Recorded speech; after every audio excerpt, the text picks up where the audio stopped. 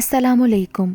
آج کی میری یہ ویڈیو ایک ایسے شخص کی کہانی ہے جو اپنا گھر اجڑنے سے پہلے ہی راہ راست پر آ گیا تھا۔ کہانی شروع ہونے سے پہلے اگر آپ میرے چینل پر نیو ہیں تو اردو سینٹر پلس کو سبسکرائب کر کے بیل نوٹیفیکیشن کو آن کر دیں تاکہ آپ کو ملتی رہیں تمام چینل اپڈیٹس۔ کہانی پسند آنے پر ویڈیو کو لائک اور شیئر ضرور کیجیے۔ تیسری مرتبہ وقاص نے اپنی الماری کھولی اور ماری جھنجھلاہٹ کے اپنے سجے سجائے ملبوسات نوچ ڈالے، پھر دیوانوں کی طرح ادھر ادھر ہاتھ چلائے، پھر سلیقے سے ہینگ کیے ہوئے سوٹ زمین پر پھینک دیے۔ کچھ بڑبڑاتا بھی جا رہا تھا۔ پھر اس نے زوردار آواز کے ساتھ الماری بند کی کہ شیشہ ٹوٹتے ٹوٹتے بچا۔ زمین پر ڈھیر سارے ملبوسات کو ایک ٹھوکر لگائی اور سر تھام کر کرسی پر جا گرا۔ مریم پر تو اسے غصہ آیا ہی تھا، ساتھ ساتھ اماں پر بھی طیش آیا۔ یہ ساری آفت انہی کی ڈھائی ہوئی تھی۔ آگا پیچھا انہوں نے سوچا نہ تھا اور ایک ناپسندیدہ بلا اس کے سر مونڈتی تھی۔ پریشانی اور بے بسی تو یہ تھی کہ وہ اپنا غصہ اماں پر نکال بھی نہیں سکتا تھا۔ وہ روایتی ممتا بھری ماں نہ تھی، وہ سونے کا نوالا بے شک کھلاتی تھیں، ہیرے موتی چگانے کو بھی کم نہ تھیں، مگر دیکھتی تھیں شیرنی کی نگاہ سے۔ بڑے بھیا جو 2 بچوں کے باپ بن چکے تھے وہ بھی اماں سے کانپ کر بات کرتے تھے، ان کے سامنے زور سے آواز نکالتے ڈرا کرتے تھے۔ اماں کی ساری محبت اور مامتا اپنی بیٹی اور اپنی بے سہارا بھانجی پر تمام ہو چکی تھی۔ بیاہ کر بیٹی ان سے دور ہو چکی تھی۔ یتیم بھانجی جو حد درجہ بے زبان اور صابر شاکر تھی اماں کی سرپرستی میں آ گئی تھی، اور پھر آخر میں وقاص کے سر مونڈتی گئی تھی۔ خدا اس بدتمیز عورت سے سمجھے، اس نے دانت پیس کر کہا اور خلا میں گھوسا چلایا۔ اس پر ایسی دیوانگی تبھی مسلط ہوتی تھی جب اسے اپنے مطلوبہ موزے، رومال اور ٹائی نہ مل سکتے تھے۔ وہ سارا کمرہ اور پوری الماری کھسوٹ کے رکھ دیتا تھا۔ اب اس وقت ان چیزوں کی گمشدگی نے اسے بھوت بنا دیا تھا۔ پرس کی ضرورت تو ایسی تھی کہ اس کے بغیر ادھر کی دنیا ادھر نہ ہوتی۔ اس کا غصہ تیز ہونے لگا۔ اس نے اماں اور بڑے بھیا کی موجودگی کی پرواہ کیے بغیر دروازے پر آ کے چنگھاڑ لگائی۔ رمضانی، ابے او خبیث، اپنی منحوس شکل دکھا مجھے، تلاش کر کے دے مجھے میری چیزیں، کہاں مرا ہوا ہے تو؟ بڑے بھیا لباس تبدیل کر کے آفس جا رہے تھے۔ انہیں سخت ناگوار گزرا۔ کیا یہ انسانوں کی طرح بات نہیں کر سکتا؟ سمجھ میں نہیں آتا، آخر تمیز کب سیکھے گا؟ اماں کی تیوریوں پر بھی شکنے پڑ گئیں۔ نماز کی چوکی پر بیٹھی سبزی بنا رہی تھیں۔ ان کے دونوں پوتے پاس بیٹھے کھیل رہے تھے۔ 1.5 سال کا بچہ ایک آلو کو گیند کی طرح پھینک رہا تھا۔ 3 سال کا بچہ دوڑ دوڑ کر اسے اٹھا رہا تھا۔ دونوں کے ننھے منھے پرمسرت کہے اماں کے رگو ریشے میں آب حیات بن کے دوڑ رہے تھے۔ اگر یہ حرکتیں وقاص کر گزرتا تو وہ اسے 1.5 لاکھ صلواتیں سنا کے رکھ دیتی۔ اصل سے سود پیارا، اپنے بیٹوں سے پیار کا ایک لفظ کبھی نہ کہا تھا۔ پوتوں پر تو جان نثار کرتی تھیں۔ وہی حال زہرہ اور مریم کا تھا کہ مجال نہ تھی کوئی ان کی بیٹی اور بہو کو ترچھی نظر سے تو دیکھ لے۔ اس وقت وقاص کی نامناسب دھاڑ پر چونک کر انہوں نے سر اٹھایا اور ناک کی پھنگی پر اٹکی ہوئی بوسیدہ سی اینک اوپر سرکائی، مگر کچھ بولی نہیں۔ دیکھا کہ ایک طرف سے رمضانی کندھے پر جھاڑی رکھے دوڑا اور کچن کے دروازے سے مریم نکلی، ہاتھوں پر چھوٹی سی ٹرے سنبھال رکھی تھی۔ چہرہ دھواں دھواں ہو رہا تھا، ہونٹ خشک۔ رمضانی ٹھٹک گیا۔ وقاص نے اسے گھورا، دور ہو جا میرے سامنے سے، اور مریم کو کھا جانے والی نظروں سے دیکھتا ہوا کمرے میں چلا گیا۔ مریم نے اندر جا کے ٹرے میز پر رکھ دی، الٹے ہاتھ سے بال اس طرح برابر کیے کہ تھوڑی سی کالک اس کی پیشانی پر لگ گئی۔ وقاص کو تو اور آگ لگ گئی، اس نے نفرت سے ناک سے کوڑی۔ مریم کچن سے آئی تھی، اپنے ساتھ لہسن، پیاز اور دھوئیں کی ناگوار بدبوئیں بھی لائی تھی۔ وقاص کو ایسا محسوس ہوا جیسے اس کے سینٹ سے بے معطر سوٹ پر یہی بدبو حاوی ہو گئی ہو۔ اس نے زہریلے لہجے میں کہا، اگر تمہارے منہ پر آنکھیں ہوں تو دیکھو کیا وقت ہوا ہے۔ جی وہ گھڑی تو بند ہے، مریم نے سہمی ہوئی آواز میں کہا۔ تمہیں اتنا بھی سلیقہ نہیں کہ گھڑی میں کنجی دے دو؟ وقاص کا پارا گرم ہی ہوتا جا رہا تھا۔ اب کیا سارے کام میں ہی کروں؟ میرے پاس وقت کہاں ہے؟ میں کب ناشتہ کروں گا، کب آفس جاؤں گا، اور تم یہاں سے جاؤ، کمرے میں آتی ہو تو بدبوؤں کے انبار ساتھ لاتی ہو۔ خدا تجھے غارت کرے، پتہ نہیں کس عذاب میں گرفتار ہو گیا ہوں۔ میری تو زندگی ہی برباد ہو گئی۔ صبح ہو گئی تمہارے لیے، اماں نے کراری آواز میں کہا۔ اماں، آپ کی تو منشا ہے کہ کوفت اٹھاتے اٹھاتے میرا خاتمہ ہو جائے، وقاص نے برابر سے جواب دیا۔ آخر آپ نے کیا سوچ کے اس جاہل پھوہڑ اور بد سلیقہ عورت سے میری قسمت پھوڑی ہے امی؟ آئیے ذرا کمرے کی درگت دیکھ جائیے۔ 1000 بار میں نے موزے، ٹائی اور رومال ڈھونڈے ہیں، پرس تک کا پتہ نہیں کہاں فنا ہو گیا۔ جی موزے اور رومال میں نے دھو دیے تھے، ان پر استری کر کے تکیے کے پاس رکھ دیے، ٹائی آپ کے سوٹ کیس کے ساتھ تھی، پرس بھی کوٹ کی جیب میں رکھ دیا تھا۔ مریم نے یوں کہا جیسے ظالم استاد کو رٹا ہوا سبق سنا رہی ہو۔ اتنی دیر سے میں چیخ چلا رہا تھا، تم نے یہ نہیں کیا کہ منہ سے پھوٹ دیتی؟ تماشا دیکھ رہی تھی میرا؟ وقاص نے ڈھٹائی سے کہا۔ وقاص، افتخار نے باہر سے کہا، کیا ضروری ہے کہ تم ہر بات چیخ چلا کے اور جھنجھلا کے کہو؟ سہولت اور نرم لہجے میں بھی تو کہہ سکتے ہو نا جو کچھ بھی تم کہنا چاہتے ہو۔ ارے بھائی جان، ایسی صورتحال سے آپ کا سابقہ پڑتا نا تو میں آپ کا مزاج پوچھتا۔ آپ کو کیا معلوم جیسا جگر میرا جلتا ہے نا کیسا غم میں کھاتا ہوں۔ مجھے نصیحتیں سب کرتے ہیں پر میری بدترین حالت پر کوئی غور نہیں کرتا۔ اس کے بڑے بھائی افتخار خاموش ہو گئے، مریم آنسو پیتی رہ گئی اور وقاص سب پر قہر بھری نظریں ڈالتا چلا گیا۔ افتخار، مجھے تمہاری سمجھ نہیں آتی، کھڑے ہو کر بس سنتے رہتے ہو اس کی بکواس، تم کچھ کہتے نہیں کیوں اس کو؟ اسی لیے یہ پاجی اور شیر ہوا چلا جا رہا ہے۔ بڑے بھائی ہو تم، گھر کے بھی بڑے ہو، لگام کھینچو ذرا بدماش کی، آپے سے باہر ہوا جا رہا ہے یہ۔ اچھا اماں، میں کہوں گا، آپ پریشان نہ ہو، افتخار بولے، اور پھر ان کے جانے کے بعد مریم اماں کے پاس آ بیٹھی اور تب اس کے آنسو بہہ نکلے۔ اماں کو بڑا برا لگا، غصیلی آواز میں بولی، 1000 بار تم کو بھی سمجھایا ہے بھائی، اس پاجی کمینے کی بکواس کا اثر نہ لیا کرو، نہ جانے کیوں اتنا جامے سے باہر رہنے لگا ہے۔ اب آنے دو شام کو، اس کا دیکھنا میں کیسا برا حشر کروں گی۔ ہائے، میں نے سوچا ہی نہ تھا کہ وہ ابلیس تمہارے ساتھ یہ پاپ کرے گا۔ میرا بھرم اور اعتماد نگوڑ مارے نے مٹی کر دیا۔ کسی نہ کسی نے ضرور اس پر کوئی منتر چلا دیا ہے۔ منہ سے بولنا بھی نہ جانتا تھا اور اب بدتمیز اتنا کہ چیخ کر افتخار کو بھی جواب دینے لگا ہے۔ اچھا ہے 1-2 ہاتھ رکھ دیں تو حواس درست ہو جائیں گے۔ انہیں کچھ نہ کہیے اماں، مریم کا دل بھر آیا۔ یہ تو میرے نصیب کی بات ہے، آپ نے تو میرے ساتھ نیکی کی تھی، انہوں نے کوئی پاپ نہیں کیا، میں اگر ایسی جاہل نہ ہوتی تو۔ اچھا بیٹی، اب آنسو پونچھ لے، تیرے آنسوؤں سے میرا غصہ اور بھڑکتا ہے، جی چاہتا ہے شیطان کا کیما کر کے رکھ دوں۔ تو غم نہ کھایا کر، یہ نامراد بھی ایسا ہی ہے، خود ہی جلد راہ پر آ جائے گا۔ اگر آج اسے جوتی سے حلال نہ کیا نا تو دیکھ لینا، ابھی میں تیرے لیے زندہ ہوں، پریشان مت ہو۔ اچھا چلو اب ناشتہ کرو چل کے، اور سنو، آئندہ سے اس گینڈے کی کسی چیز میں ہاتھ نہ لگانا، رومال، موزے، اپنی الا بلا سب خود ہی دھویا کرے گا۔ واہ، نوابزادے نے جیسی کوئی لونڈی رکھ چھوڑی ہے۔ اماں نے اسے سینے سے لگا کر پیشانی چومی، تسلیاں دیں اور سمجھایا کہ سدا دن یکساں نہیں رہتے، وقاص بھی سدھر ہی جائے گا۔ یہ روز کی باتیں تھیں، کب تک مریم اثر نہ لیتی۔ وقاص صرف اسی کی وجہ سے برہم رہتا تھا، ورنہ کیا مریم نے پہلے اسے نہ دیکھا تھا؟ اس کے والدین جب ایک حادثے میں ختم ہوئے تو اماں اسے لے کر آ گئی تھیں، سگی بھانجی ہی تو تھی۔ اماں اسے بہت چاہتی تھیں۔ مریم کا دھدیالی کنبہ بھی تھا، مگر وہ دادی اور پھوپھی کی بنسبت خالہ سے زیادہ مانوس تھی۔ کبھی کبھار چچا یا پھوپھی اس کی خیر خیریت پوچھنے چلے آتے تھے، مگر دادی کے بعد وہ مستقل طور پر خالہ ہی کے پاس رہ گئی۔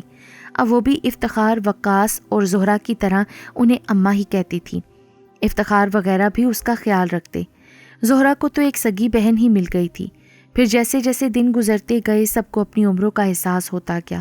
افتخار سب سے بڑے تھے، وہ سب سے الگ تھلگ رہتے تھے، مگر وقاص جو بڑا خوش مزاج اور مخلص تھا، وہ تو زہرہ اور مریم کے ساتھ ہی ہنستا کھیلتا تھا۔ پھر جب وہ اسکول سے کالج اور کالج سے یونیورسٹی پہنچا تو وہ بھی لڑکیوں سے الگ ہو گیا۔ اب اسے گڑیا کا نکاح پڑھانے سے کوئی دلچسپی نہ تھی، وہ یونیورسٹی کی رنگین دنیا کا ہو چکا تھا۔ پھر افتخار کا بیاہ ہوا اور ایک دلہن گھر میں آئی۔ زہرہ کی شادی ہوئی، وہ سسرال چلی گئی۔ 2 شادیوں کے بعد اماں کو جیسے شادیاں کرانے کا تجربہ ہو گیا تھا، اس کوشش میں لگی رہتی تھیں کہ باقی بچے ہوئے بچوں کو بھی ٹھکانے سے کر دیں۔ انہیں مریم اور وقاص کی فکر گھلانے لگی۔ رشتے کرانے والیوں نے کئی رشتے لگائے مگر اماں کو ایک بھی پسند نہ آیا۔ وقار کو تو کسی بھی طرح نمٹا سکتی تھیں مگر بڑا دھڑکا انہیں مریم کا تھا۔ اس کے ساتھ ناانصافی اور بے پرواہی کی اللہ کے یہاں سخت پوچھ ہوتی، لہٰذا وہ اسے بھی ایک ماہی کی طرح چھان بین کر کے بہانا چاہتی تھیں۔ انہوں نے مریم کو لڑکی ذات کے ہر ہنر میں طاق کر دیا تھا۔ صورت شکل کی بھی وہ بری نہ تھی، اتنی بے پناہ حسین بھی نہ تھی کہ جو کوئی اسے دیکھتا وہ غش کھا کے گر پڑتا۔ سیدھی سادی معصوم کم سخن سی لڑکی تھی۔ اماں ایک قدردان کو تلاش کر رہی تھیں جو مریم کو زندگی کا سارا سکھ دے سکے۔ اس اثنا میں وقاص نے ایم اے کر لیا، اسے ایک فرم میں معقول ملازمت مل گئی۔ فرم کے ڈائریکٹر صاحب افتخار کے گہرے دوست اور جانے کب کے کلاس فیلو تھے، ان سے ملنے آتے رہتے تھے۔ ایک دن ان کے سامنے بھی مریم کی شادی بیاہ کے سلسلے میں اماں نے اپنی فکر تشویش کا اظہار کیا۔ اب بات میں بات جو نکلی تو ڈائریکٹر صاحب نے کہا، اماں ایک بہترین لڑکا آپ ہی کے گھر میں موجود ہے، پھر آپ یہاں وہاں رشتہ کیوں تلاش کر رہی ہیں؟ کیا مطلب میاں؟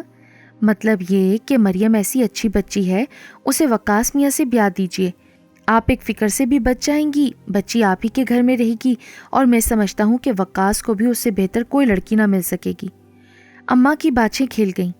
ڈائریکٹر صاحب کے مشورے سوجھ بوجھ اور عقل مندی کو دعائیں دیتی اور اپنی عقل کو برا بھلا کہتی ہوئی اماں بولی، آئے میری نگوڑی موئی عقل کو کیا ہوا تھا، مجھے کیوں نہ یہ بات سوچی؟ پتھر پڑے ایسی سوچ پر، اب تک میں کتنی رشتے کرانے والیوں کو پیسے دے چکی ہوں۔ اچھا بیٹے یہ تو بتاؤ کہ میں یہ نیک کام کب کروں؟ جھٹ پٹ اماں، ڈائریکٹر صاحب نے کہا لگایا، فوری یہ نیک کام کر ڈالیے، اور آپ کو کرنا ہی کیا ہے، لڑکا اور لڑکی دونوں آپ کے گھر میں ہیں، آپ نے سنا نہیں، کل کرے سو آج اور آج کرے سو ابھی۔ آئے تمہارے منہ میں گھی شکر بیٹا، اماں ہنستی، حالانکہ خود کو روب دار رکھنے کے لیے بہت کم ہنستی تھیں۔ تھوڑی بہت تو تیاری کرنی ہی پڑے گی، جتنا جہیز میں نے زہرا کو دیا ہے اتنا ہی مریم کو بھی دوں گی، پروردگار کے سامنے گنہگار نہ ٹھہروں، کچھ کمی نہ رکھوں گی۔ مگر وہ ولیمے کو جو تم لوگ کہتے ہو، جی ہاں ویڈنگ ڈنر، ہاں بس اس کے لیے میرے پاس امرتسر جانے والوں کی کمی ہے، آپ فکر نہ کریں، سامان کی فہرست لکھوا دیجیے گا، میں لے آؤں گا اماں، افتخار نے کہا، وہ بھی بہت خوش تھا۔ سلامت رہو تم دونوں، 100 سال، میرا کتنا بوجھ بٹا دیا تم دونوں نے، اماں دعائیں دیتی رہ گئیں۔ اس طرح ڈائریکٹر صاحب اماں کے ذہن کا بند کواڑ کھول کے چلے گئے، مگر وقاص کے دماغ کے سارے دروازے جن سے بہاریں جھانک رہی تھیں بند کر گئے۔ وہ اپنی کچھ الگ قدریں رکھتا تھا، اونچے اونچے خواب دیکھتا تھا۔ یونیورسٹی کی رنگین دنیا میں 4 مزیدار سال گزار کے اس نے نصابی تعلیم کے علاوہ کچھ دوسرے سبق بھی سیکھ لیے تھے۔ ایک آدھ خوبصورت چہرے پر لٹو بھی ہوا تھا، مگر محبت کی چاشنی چکھنے کی ہمت اس میں نہ تھی۔ یہ سب کچھ اس نے باہر ہی باہر کیا تھا۔ اماں سے اس کا دم نکلتا تھا اور افتخار کے نام سے وہ سہم جاتا تھا۔ ان دونوں نے اسے خاص طور سے تربیت دے کے اپنی مرضی پر ڈھال لیا تھا۔ اعلانیہ کچھ کر گزرنے کی اس میں ہمت نہ تھی، اپنا قیمہ بننا اسے پسند نہ تھا۔ بہرحال وہ نئی روشنی کا پروردہ تھا اور اپنی پسندیدہ لڑکی ہی کو اپنا ساتھی بنانا چاہتا تھا، جو بے حد ترقی پسند ہوتی، جدیدیت کے معیار پر پوری اترتی، جو اس کے ساتھ نائٹ کلبز میں جاتی، اس کے دوستوں سے مصافحہ کر سکتی اور فراٹے سے انگریزی بول سکتی۔ یہ تو اس نے خواب میں بھی نہ سوچا تھا کہ اسی کے گھر کی خادمہ کسی بے وقت، تاریخ خیال، بے چہرہ لڑکی اس کی بیوی بن سکتی ہے۔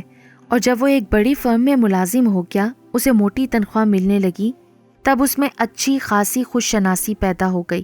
اب وہ بن ٹھن کے دیر تک قدامت آئینے کے سامنے کھڑا ہو کر خود کو دیکھتا رہتا اور دل ہی دل میں اپنی تعریف کرتا رہتا۔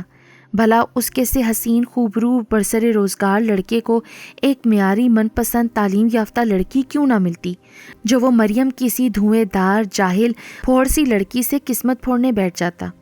اسے 100% یقین تھا کہ اماں کسی صورت بھی ڈائریکٹر صاحب کی بات نہیں ٹالیں گی۔ مریم سے اماں کو اتنی ہی محبت تھی۔ اس نے اپنی بھابھی سے شکوہ کیا، بھائی سے کہنے کی ہمت نہ تھی، آپ اماں کو سمجھائیے بھابھی، ایک جاہل اور بد شکل لڑکی سے میری شادی نہ کریں۔ اماں کو آخر ہو کیا ہے؟ ان کی سمجھ میں یہ بات کیوں نہیں آ رہی ہے کہ دنیا میں ایک سے ایک پڑھی لکھی اور خوبصورت لڑکی ہے، کہیں تلاش تو کریں۔ بھابھی نے اسے گھور کر کہا، حواسوں سے اتر گئے ہو لگتا ہے، تم خوبصورت پڑھی لکھی لڑکی کا خواب دیکھ رہے ہو، ایسی لڑکی اس گھر میں نہیں کھپ سکتی، اور اماں کے ساتھ اس کا نبھا بھی نہیں ہو سکتا، سمجھے؟ بھابھی، وہ جو بھی کوئی لڑکی ہوگی نا اسے میرے ساتھ نبھا کرنا ہے، اماں کے ساتھ نہیں۔ اماں اگر ایسی لڑکی پسند نہیں کر سکتی تو میں الگ گھر میں رہوں گا۔ بہت اچھا شہزادے، میں یہ سب تمہارے بھائی سے کہوں گی، وہ اماں سے کہہ دیں گے، کیونکہ اماں سے یہ باتیں کہنے کی ہمت مجھ میں نہیں ہے۔ ہاں ہاں ضرور کہہ دیجئے بھابھی، تاکہ بھائی اور اماں مل کر میرا گلا دبا دیں۔ میرا زندہ رہنا تو آپ کو اچھا نہیں لگ رہا نا؟ پاگل نہ بنو وقاص، بھابھی نے الٹا اسی کو سمجھایا۔ مریم بہت اچھی لڑکی ہے، تم دیکھتے نہیں کہ سارا گھر اس نے کیسے سنبھال رکھا ہے؟ اتنی گھرست، ایسی محنتی، اتنی مخلص بچی ہے کہ وہ تمہاری زندگی بھی سنوار دے گی۔ یوں گال پھلائے مت پھرو، راضی خوشی شادی کر لو، سچ مانو بہت خوش رہو گے۔ مگر وہ نہ مانا۔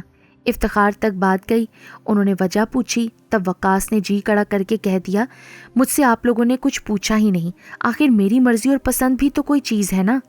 وہاں جناب ڈائریکٹر صاحب ایک بے تکا مذاق کر کے چلے گئے اور آپ نے مذاق کو حقیقت کا رنگ دے دیا۔ مگر میں کہہ دیتا ہوں بھیا۔ کیا بک رہے ہو بدتمیز؟ اماں غصے سے بولی، تیرے ڈائریکٹر صاحب کا مجھ سے مذاق کا کون سا رشتہ ہے؟ منہ کچل کے رکھ دوں گی میں تیرا اگر ایسی بکواس پھر کبھی کی۔ شادی بیاہ کے معاملے میں بولتے ہوئے بے شرم کو لاج نہیں لگتی؟ بڑوں کے سامنے ہنکار رہا ہے، نہ ہنجار کہیں کا۔ کہنا کیا چاہتے ہو تم بھائی؟ افتخار بھائی نے پوچھا، ان کے تیور بھی خطرناک ہو رہے تھے۔ کہنا کیا چاہے گا؟ اماں نے اسے خونخوار نظروں سے گھورا۔ کیڑا رینگا ہے بھیجے میں، اپنی بھاوت سے نگوڑ مارا بے حیا کہہ رہا تھا کہ تعلیم یافتہ اور خوبصورت لڑکی سے شادی کرے گا۔ اب پرستان سے کوئی پری اترے گی اس کے آنگن میں؟ اپنی صورت نہیں دیکھتا کتنی چاند سی ہے؟ وقاص نے حوصلہ نہیں ہارا، ابھی ہی وقت تھا، ورنہ خاموشی کی صورت میں ساری عمر کی آہستہ آہستہ پھانسی تھی۔ اس نے کچھ پیچھے ہٹ کے اور ماں اور افتخار بھائی کے ہاتھوں کی دسترس سے دور ہو کر کہا، بھائی جان وہ دیکھیے نا، میں تو اسے ابھی تک سگی بہن ہی سمجھتا رہا ہوں، اس لیے اب۔ اس نے کھوکھلی سی تعویل پیش کی، آیا ہے کہیں سے فلسفی کا بچہ، تو لاکھ اسے سگی بہن سمجھتا رہ، مگر وہ سگی بہن نہیں ہے، یہ آخر میری مرضی میں میخ نکال ہی کیوں رہا ہے؟ اماں نے کہا، اماں جس کی شادی کا مسئلہ درپیش ہوتا ہے نا، اس سے اس کی اپنی مرضی بھی لی جاتی ہے۔ یہ ساری زندگی ایک ڈھول گلے میں لٹکا کے بجانے کی مصیبت ہے، کوئی گڑیا گڈے کا بیان نہیں ہے۔ میری مرضی کوئی نہیں پوچھتا یہاں، سب اپنی ہی کہے جا رہے ہیں۔ افتخار نے اس پر ایسی گرم نگاہ ڈالی کہ اگر وہ بارود کا انبار ہوتا تو بھی بھگ سے اڑ جاتا۔ بھابھی نے زیر لب کہا، شامت آئی ہے اس کی، اور اماں تو یوں تیغے بے نیام ہوئی کہ ہاتھ کی بجائے جوتی استعمال کی۔ وہ فراٹے سے آ کے اس کے کندھے پر لگی۔ جب تک اماں دوسری جوتی اٹھاتی، افتخار نے اسے کھڑا کر دیا اور ناخوشگوار لہجے میں بولے، بس بھائی چلے جاؤ یہاں سے، بے وقوف انسان۔ پھر وہ اندر اندر آتش فشاں بنا رہا، مگر زبان نہ ہلا سکا۔ ایک طرف 3-4 زبردست بہادروں کا محاذ تھا اور دوسری طرف وقاص اکیلا۔ بس وہ کتنے دن منہ پھلائے پھرتا رہا، سب سے بات چیت بند کر دی، سب کو سزا دینے کے لیے بھوکا رہا۔ مگر اماں نے کہا، ناک کھائے مرے بھوکا، جب پیٹ میں چرچری ہوگی نا تو آپ ہی کھائے گا۔ اماں بیچاری کا دھیان اس طرف گیا ہی نہیں کہ باہر 50 ہوٹل تھے، وہ آرام سے کھا پی سکتا تھا، اس کے پیٹ میں چرچری ہو ہی نہیں سکتی تھی۔ بہرحال اماں نے اپنی بیٹی کو بھی سسرال سے بلا لیا، اس کے شوہر بھی افتخار کا ہاتھ بٹانے آ گئے۔ بھابھی سیما اور زہرا اماں کے ساتھ مزے میں خریداری کر رہی تھیں۔ پھر شادی کے کارڈز چھپ گئے، دلہن کے لیے ایک شاندار کمرہ سجایا گیا۔ اب تو کچھ کہنے سننے کا موقع تھا ہی نہیں۔ البتہ زہرا نے وقاص کی خوب کلاس لی تھی۔ چھوٹے بھیا آپ کن ہواؤں میں ہیں؟ میں نے سنا تھا اماں سے کہ آپ نے اماں اور بھابھی سے خوب زبان چلائی تھی۔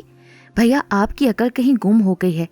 مریم تو بہت اچھی لڑکی ہے، آپ برسوں سے اسے دیکھ رہے ہیں، آپ کا گھر بنا دے گی، اماں کی خدمت کرے گی۔ اگر آپ باہر کی کسی دم کٹی چھپکلی پر لٹو ہو رہے ہیں اور حسین اور تعلیم یافتہ لڑکی چاہیے تو خوب سمجھ لیجئے، ایسی لڑکی اس گھر میں کھپ نہ سکے گی، جوتیوں میں دال بٹے گی اور سب کا سکون حرام ہو جائے گا۔ اس لیے ارے بس بند کرو لیکچر اپنا، وقاص نے اسے ڈانٹ دیا۔ چھوٹے بڑے سبھی میرے حق میں ناسے بن گئے ہیں، میں تو اب پھانسی کے لیے تیار ہوں بھائی، زیادہ میرا بھیجا مت کھاؤ۔ اماں کی جوتی کھانے کے بعد اب میں کچھ نہیں کہہ سکتا۔ بہرحال نہایت دھوم دھام سے مریم اس کی زندگی میں ٹھونس دی گئی۔ مارے باندھے کچھ دن دلہن بنے کے چونچلوں میں گزر گئے، پھر زہرا اپنے گھر سدھار گئی، بھابھی اپنی گھرستی اور بچوں میں الجھ گئیں۔ اماں کا دل اب اللہ اللہ کرنے کا چاہ رہا تھا، لہٰذا مریم نے پھر کچن سنبھالا۔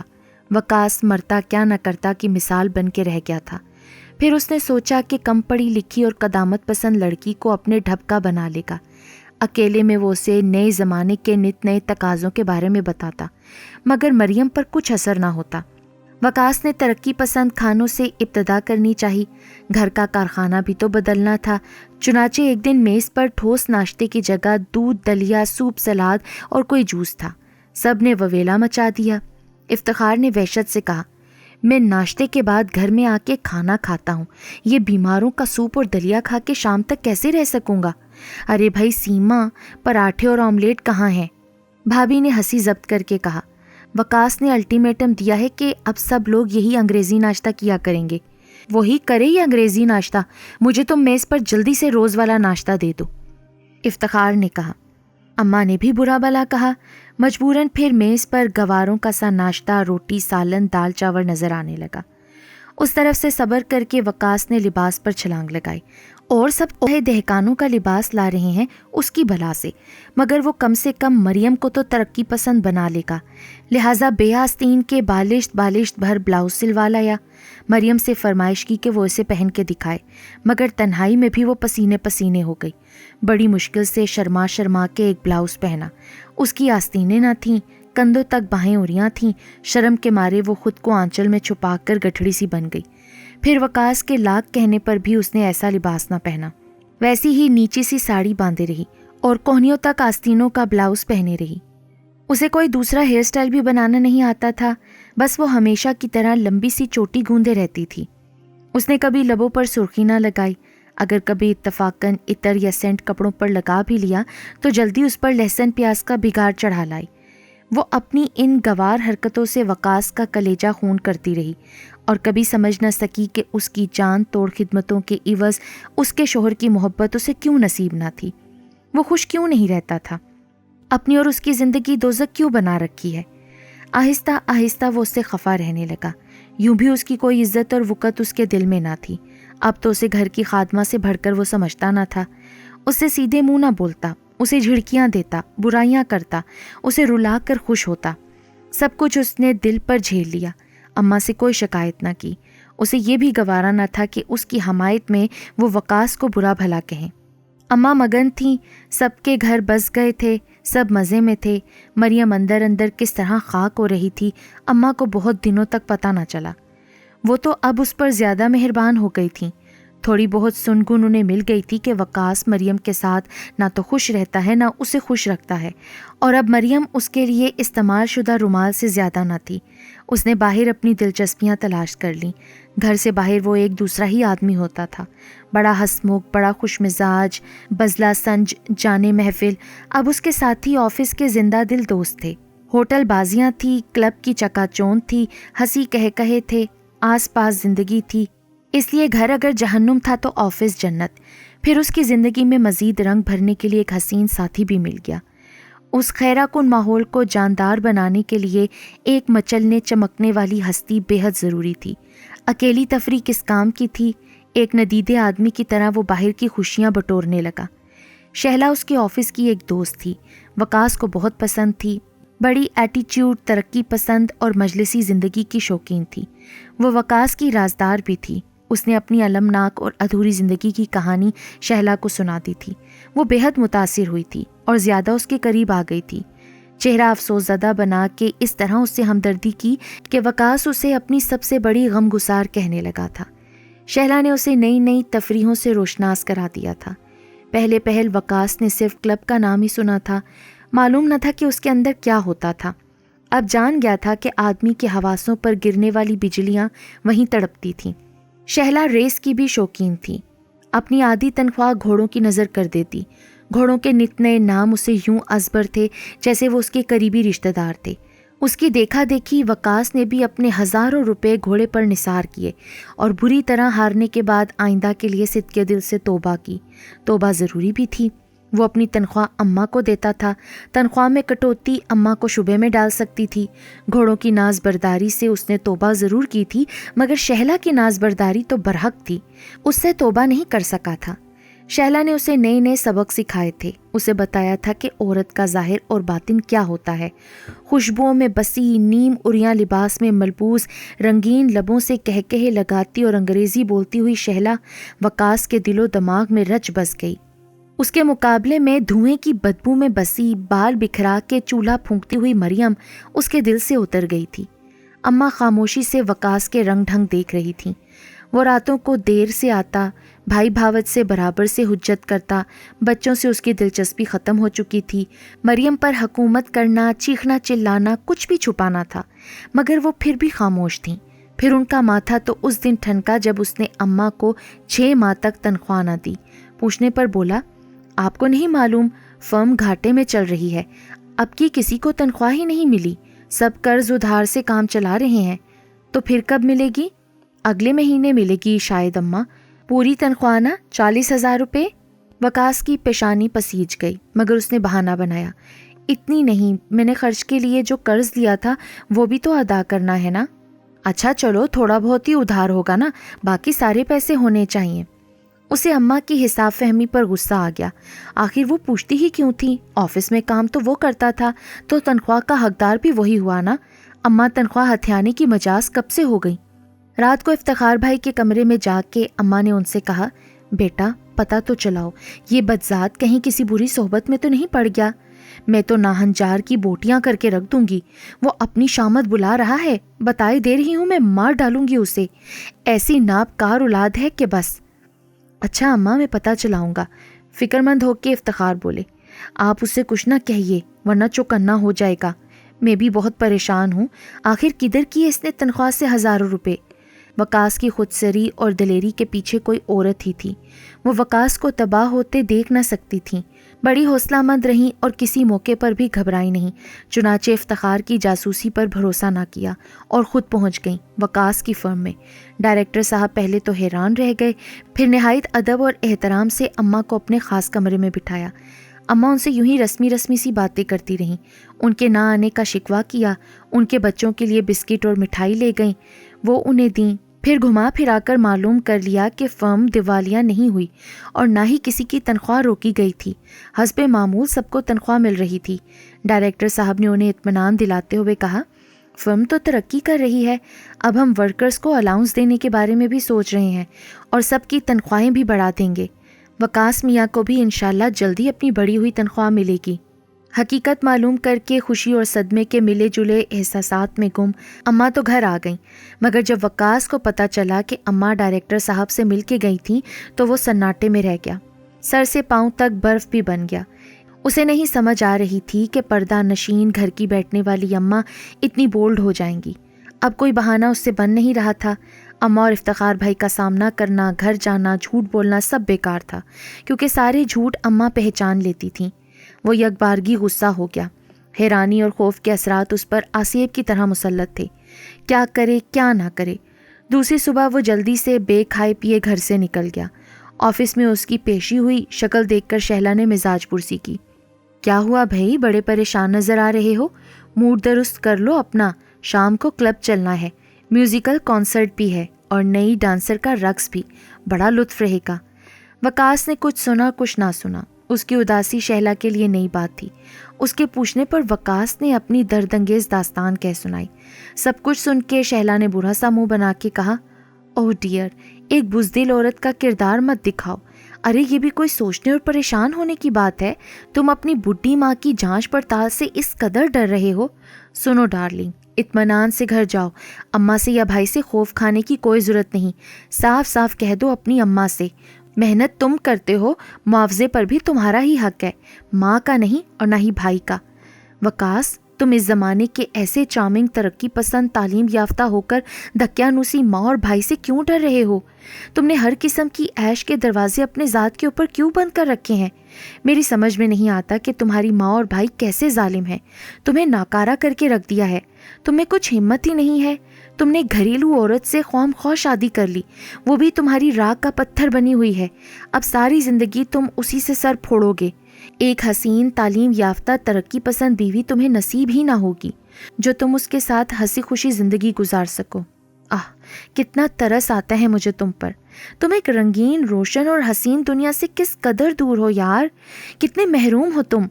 کیا دیا ہے تم کو تمہاری ماں نے، کتنا پیار کرتا ہے تمہارا بھائی تم سے، کتنی خوشیاں دیتی ہے تمہاری بیوی، کچھ بھی نہیں۔ سب لوگ تمہیں پاگل بنا رہے ہیں، جانی دشمن ہے وہ سب کے سب۔ اب تو حد ہو گئی ہے بھائی، تم سے تمہاری تنخواہ تک چھین کے تمہیں کنگال کر دیا ہے، مار ڈالیں گے یہ لوگ تمہیں، یاد رکھو۔ وکاس نے سوچا کہ وہ اتنی ہمدرد ہے کہ اس کی محبت میں سب سچ کہہ رہی تھی۔ اماں اور بھائی کے خلاف مارے غصے سے اس کا خون ابلنے لگا۔ اس نے طے کر لیا کہ اب وہ چوہا نہیں بلکہ شیر بن کے رہے گا۔ شہلا کی نصیحت گراں میں باندھے 10 بجے رات کو گھر پہنچا۔ سوچا تھا کہ اماں اسے کچھ کہیں گی تو وہ انہیں آئینہ دکھا دے گا، لیکن اماں اسے مخاطب ہی نہ ہوئی۔ صبح کو حسب معمول مریم اس کے لیے ناشتہ لائی۔ چمکتی ہوئی ٹرے میں سلیقے سے سب چیزیں چنی ہوئی تھیں، سرخ سرخ پراٹھے، مہکتے ہوئے شامی کباب، آملیٹ، بلائی اور دودھ۔ وکاس نے مریم کا جائزہ لیا۔ بادامی رنگ کی ملگجی ساڑی، لمبی آستین کلائیوں تک، بند بلاؤز، بکھرے بال اور ان سب پر حاوی باورچی خانے کی خاص بدبو۔ وکاس کا پارا گرم ہونے لگا۔ کہاں یہ گوارن تھی اور کہاں وہ خوبصورت لڑکی، چاندی سا بدن، جاپانی خوش رنگ ساڑی میں لپٹی کھلی آستینوں کا بالشت بھر کا بلاؤز اور وہ عطر کے بھپکے، زمین آسمان کا فرق تھا۔